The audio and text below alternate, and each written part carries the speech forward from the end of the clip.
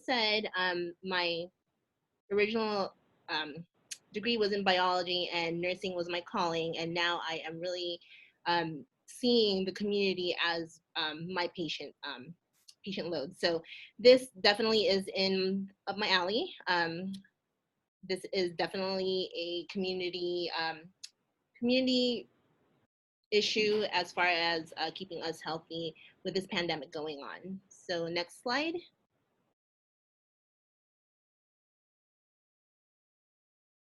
So today we do have some objectives. We will learn what the novel coronavirus or COVID-19 is.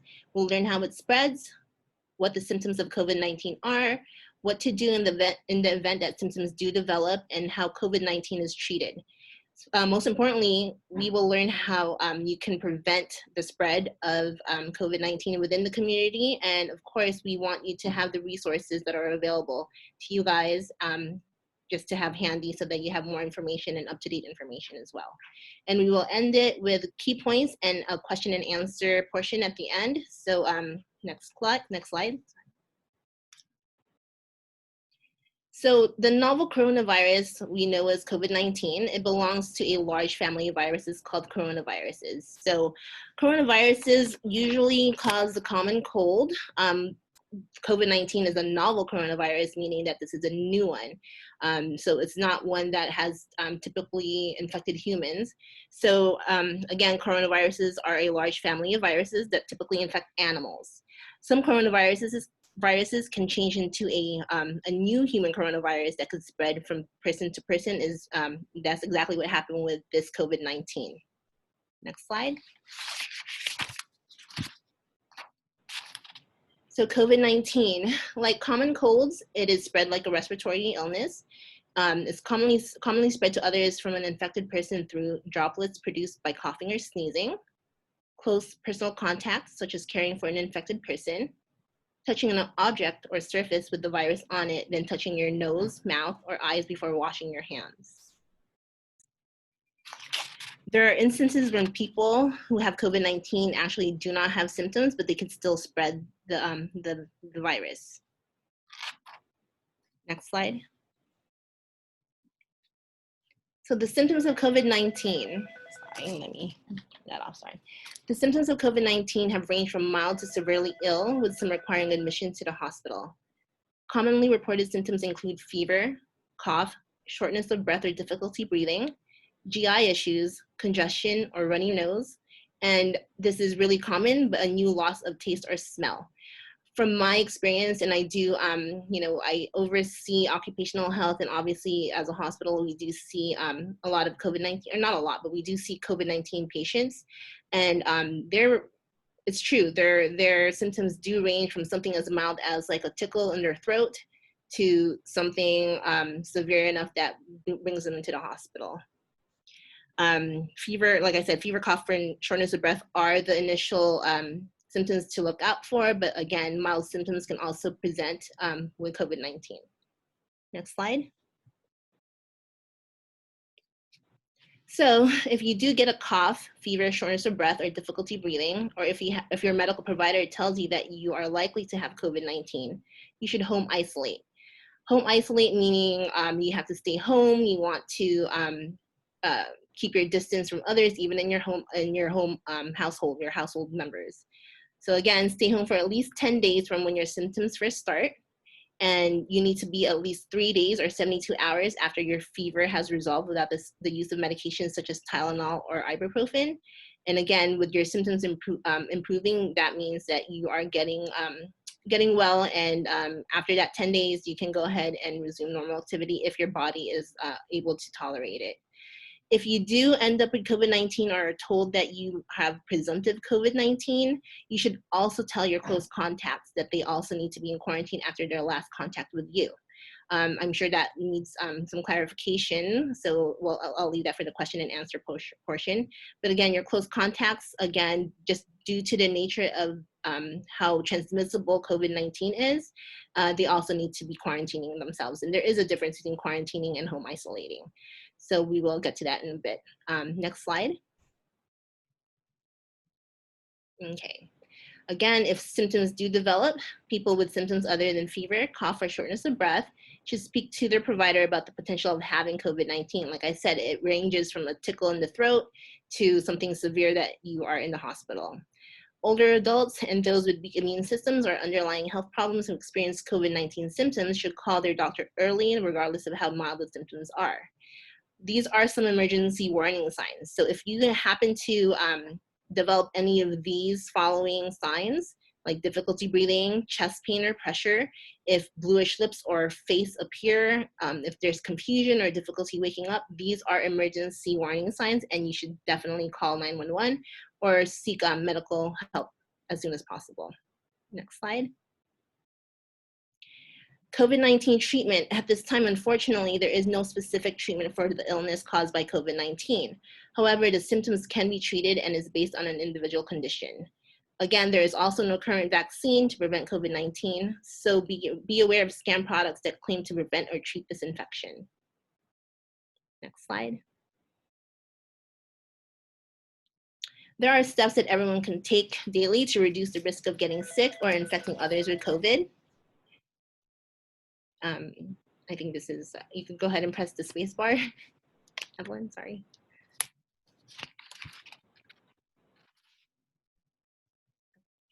So practice social or physical distancing. So this is called the 6-foot rule.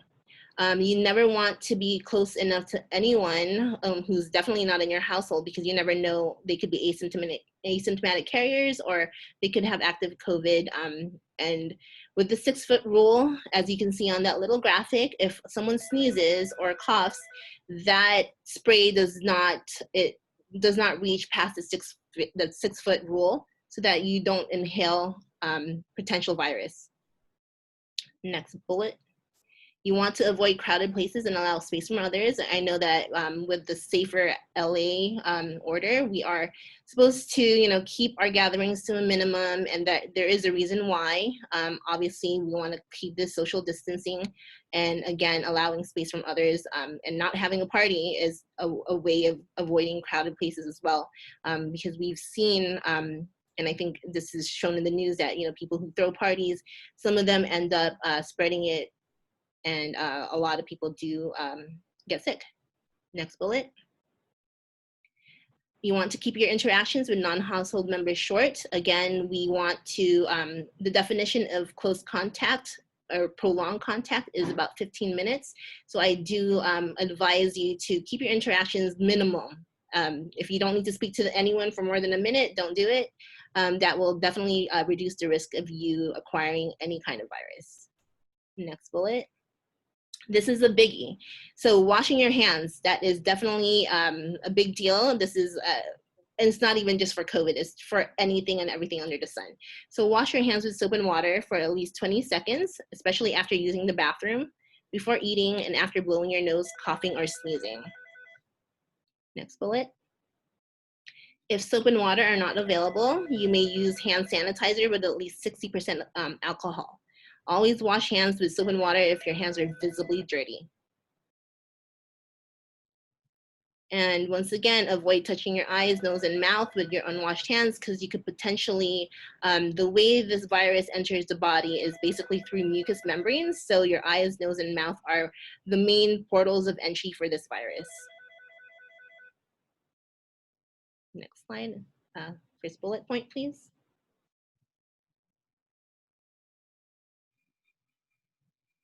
So at home also, avoid close contact, like kissing or sharing cups or utensils, toys, sports, and equipment, because again, that virus is transmitted through droplets. So if you just think of saliva as just a way of transmitting it, then this bullet point should make sense. So please don't share drinks, don't share cups, utensils, toys, or sports equipment like stated. Next bullet. You want to avoid or clean and disinfect frequently high-touch objects and surfaces. You may use regular household cleaning products.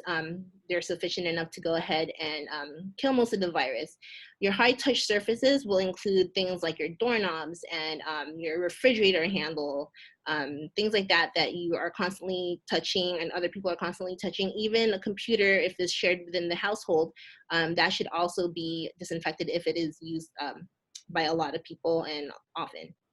Next bullet.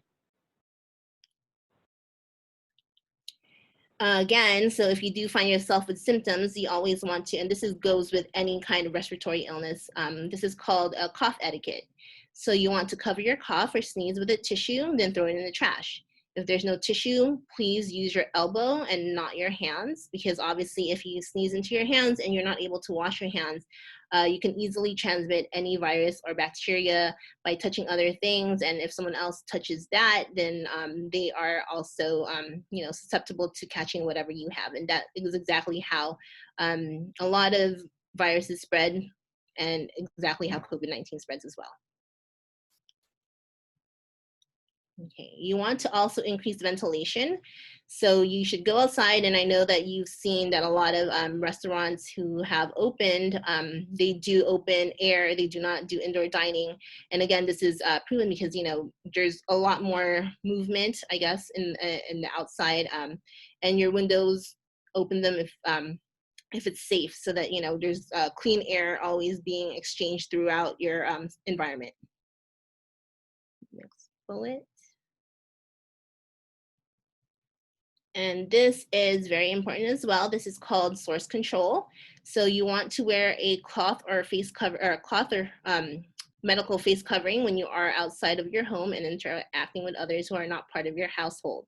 The way this works, so whether or not you're the one who possibly has COVID, or the other person, both of you are protected at that point. So source control, meaning if I am sick and I'm wearing a mask, I can easily mitigate the spread of whatever I have just by keeping everything kind of within my space and not getting it out into the open.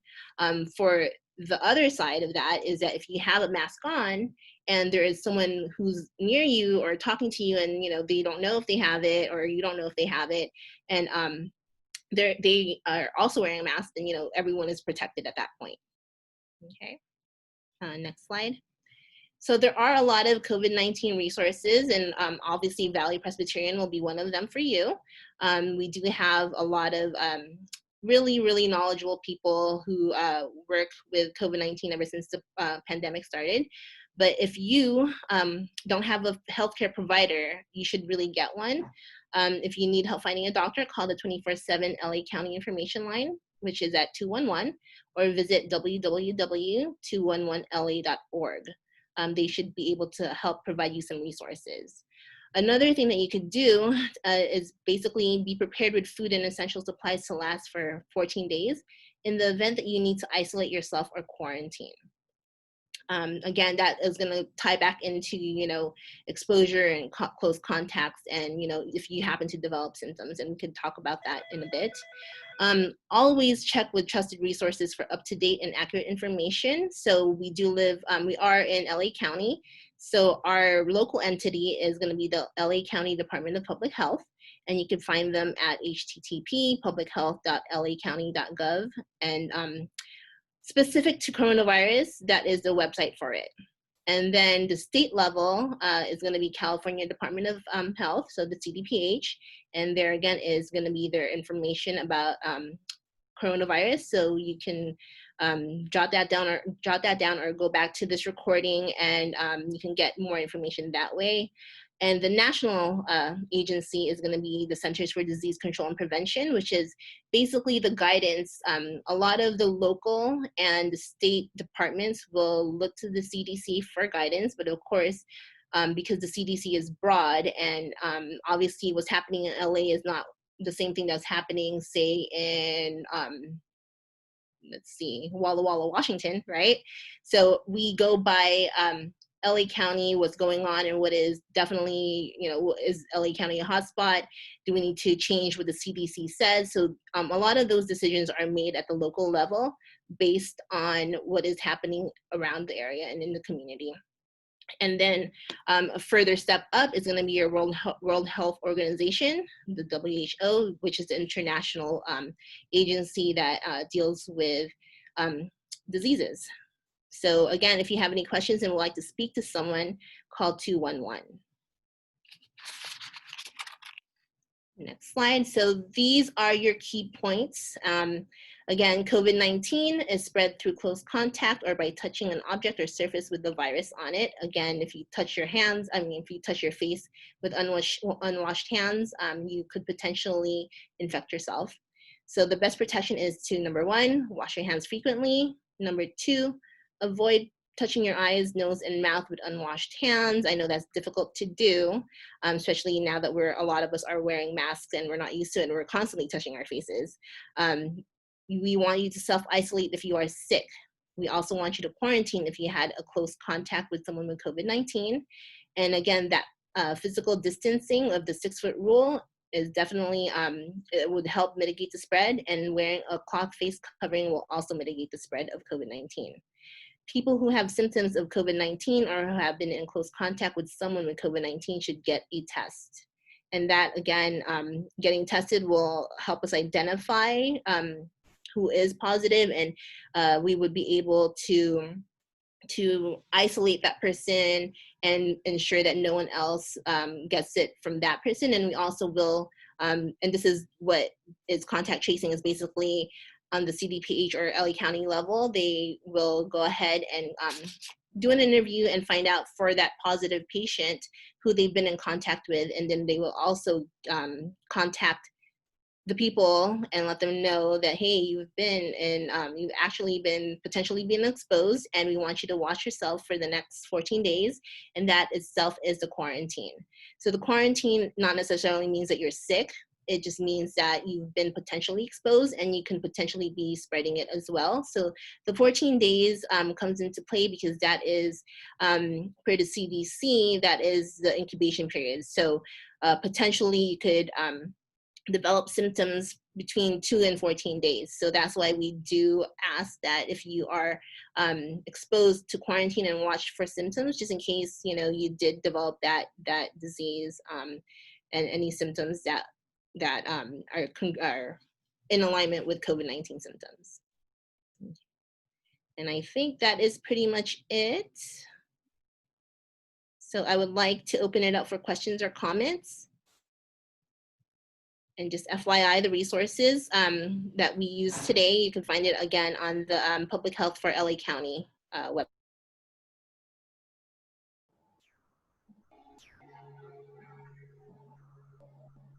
Thank you, Michelle, for that great presentation. I am unmuting everyone now. If anyone has any questions or would like to submit a question on the chat box, you may do so as well.